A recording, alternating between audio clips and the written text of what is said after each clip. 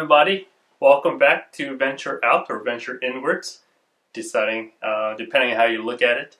So today I want to talk about a year in review. So this is looking back on 2020, not just the dumpster fire of 2020, but also personally, how did we do this past year?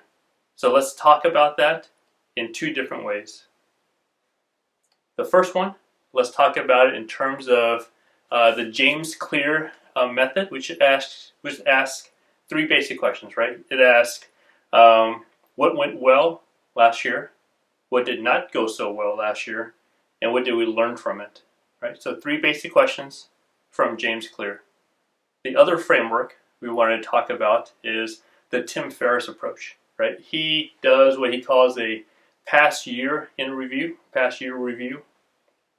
Kind of the same concept. His is a bit more data driven. He's a big data guy.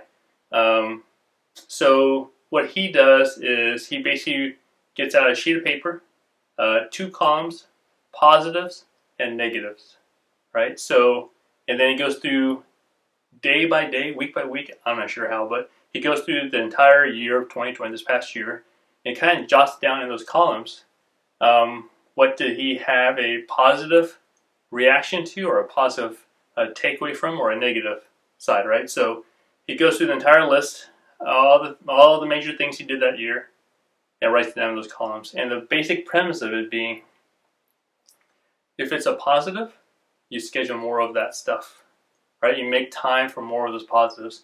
You know it was good for you. You know it had a positive impact on you, so you do more of it, right? And then the stuff on the negative column, you do less of, right?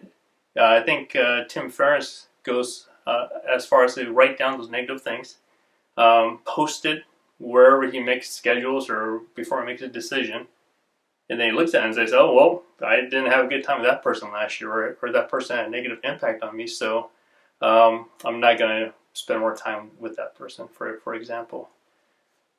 So two different frameworks that we should look back on our past year. So take your time, think about it. For me personally, when I went through both those frameworks, some easy things popped out, right? First and foremost, I got married this year, so that's obviously amazing. That's been the highlight, of course. Life-changing event. Tons of great positives has resulted in that, obviously, as it should be. So that's fantastic. So what other positive stuff popped out? Let's see.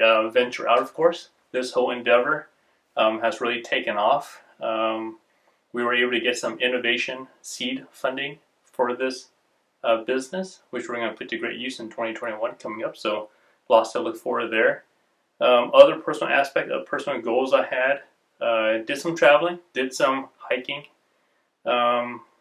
Didn't quite get into photography and practicing those skills as much as I had hoped for this past year. So that was definitely on the negative side as far as what didn't go so well.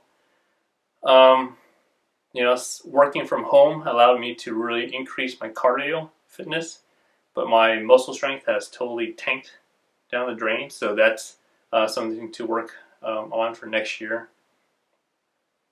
I think one of the other major takeaways for me personally, though, is I've got elderly parents to take care of, that I help take care of, and not having a life plan for that has led to some different frustrations in the family and the siblings and so forth. So I think that's something to definitely address in 2021. So looking at these two frameworks, asking ourselves, what has worked, what didn't work, what did we learn from it, and then taking an analytical approach of going day by day, year, month by month, where are the major events and were they positives or negative impacts on our life, is a very eye-opening experience that we should take the time to reflect on, to really jot down, so that the New Year's is just a few days away. So take that information and build into that our plans for 2021. Right. So our next installment is going to be talking about exactly that, next year's goal planning, and how to make the most out of that. So thanks again for joining me. I'm Johnny Nguyen with a venture out.